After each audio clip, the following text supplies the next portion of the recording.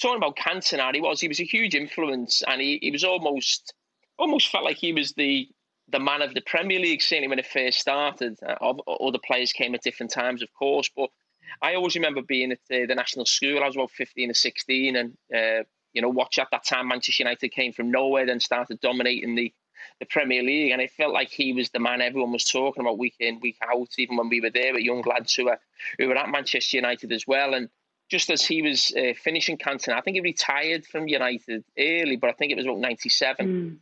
And that's as I was just getting into the Liverpool team. So never had the, maybe not pleasure, maybe not be the right way, because he was obviously a top player. Maybe you wouldn't have wanted to come up against him. He would have caused us, and myself, I'm sure, real problem, because he was a great player. And Manchester United then are in the situation Liverpool have been in the last couple of years, where they just need to get across the line to get that title. And that's why I think this Liverpool team will always be remembered, no matter what comes in the future with Jurgen Klopp or other managers or other teams, almost feeling like the first team to do something. And I think that's why Cantona is remembered so fondly, because they didn't go on to win a European Cup with Eric Cantona. Gary's mentioned other players maybe being better players, but he will always have that status as the man who almost brought Manchester United back to where they belong. Yeah, Gary, do you think there's a place for a character like Eric Cantona in the Premier League right now?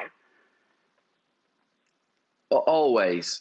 We always talk about characters and personalities that are in the game. We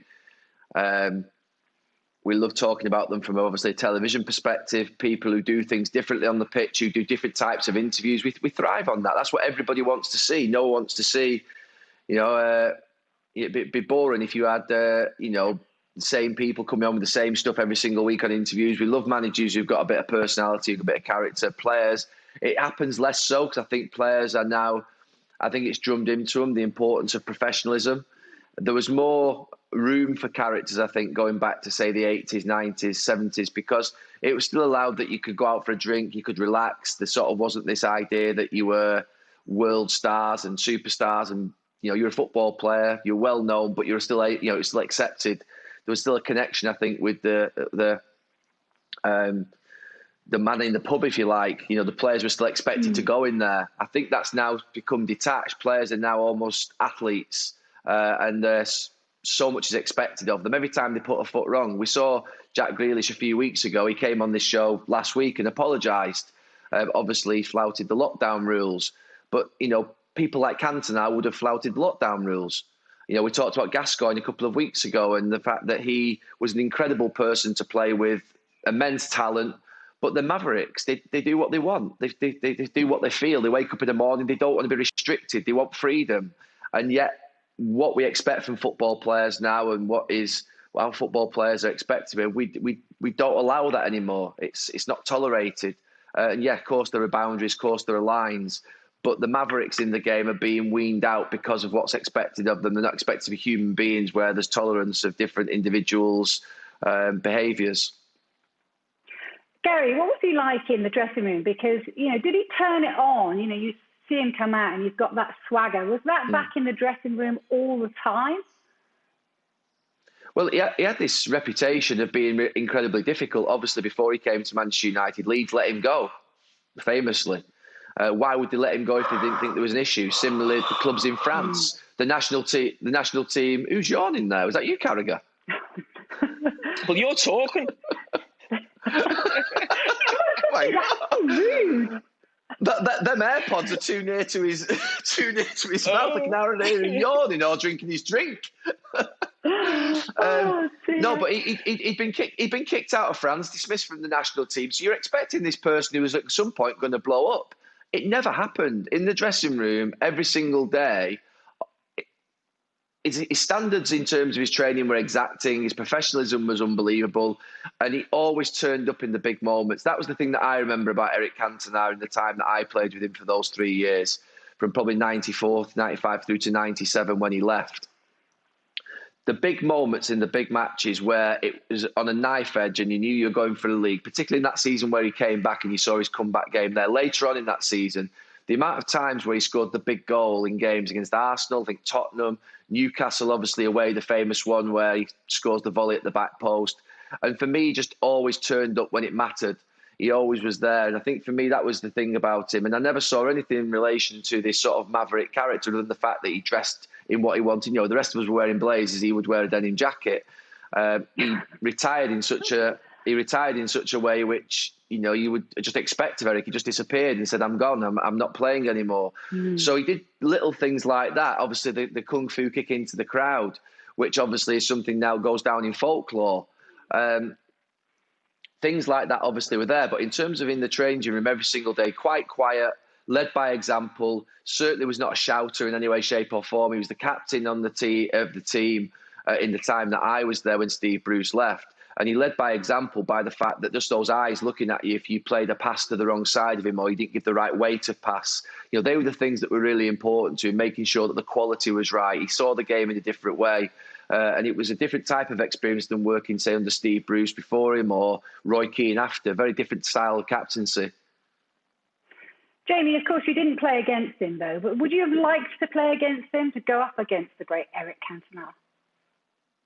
Well, I think that's what the Premier League's always been about, really. And that's what we love about having the great foreign players here and the superstars who come here. Is that, you know, you come up against them, and that's what we want, be the best. I said before, it would have been not something to look for because he was a great player. It would have been a tough game. But you think of some of the greats, you know, you've come up against, you know, Drogba, Thierry Henry, Van Persie, even, you know, Wayne Rooney. There's so many names you can mention, and I wouldn't say Cantona would be at the top of that list. I think Gary mentioned that before, but I always feel the Premier League, that's what's so special about it now. It's almost become what you used to get in Europe, really, where that's the whole point of playing in Europe. You want to play against different teams, different players, the great players, really.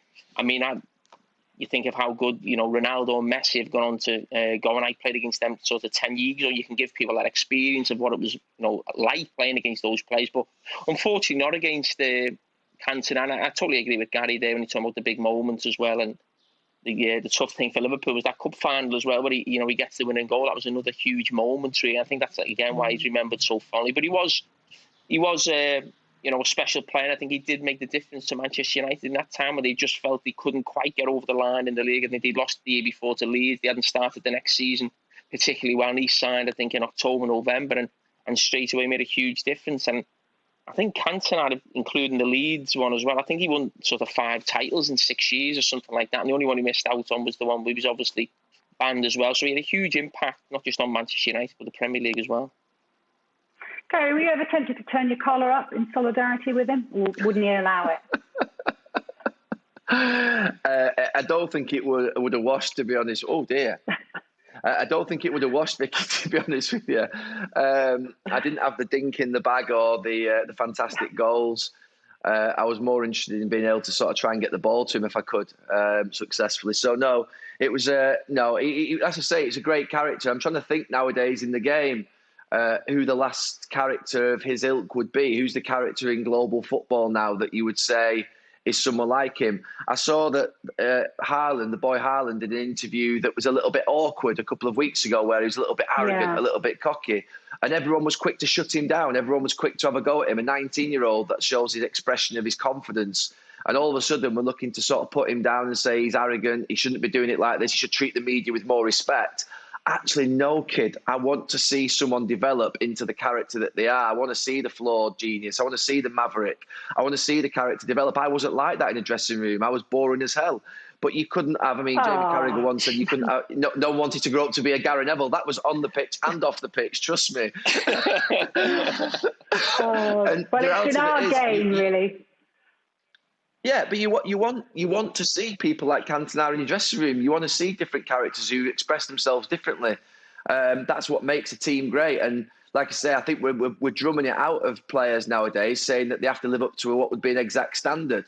And the reality is that you look at the great statue outside of Manchester United, 3 unbelievable players: George Best, Bobby Charlton, Dennis Law, but all so very different. Dennis Law sort of, very sort of, short in his replies, quite sort of quirky and arrogant sometimes when he talks to people. Bobby Charlton almost like perfection, and George Best the maverick. That's what makes a great dressing room. These types of characters mixing with each other, and we're trying to sort of drum that out of young players now. The minute they do something different or wrong, we're jumping down their throats. We just have to be careful and make sure that we don't sort of become our worst enemy ourselves, where we want these people to develop so that we can have more interest.